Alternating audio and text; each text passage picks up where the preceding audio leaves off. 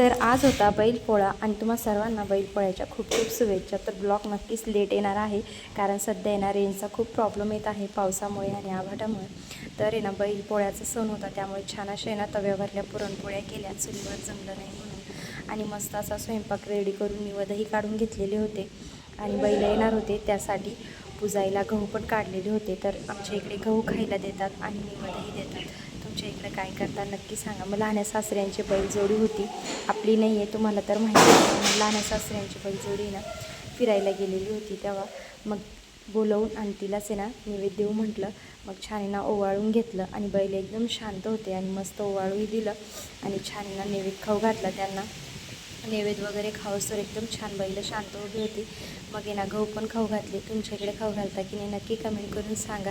आणि बैल आहे ना मस्त छान फिरवून सजवलेले पण छान होते. आणि असा बैलपोळा आम्ही सण साजरा केला. तुम्ही कसं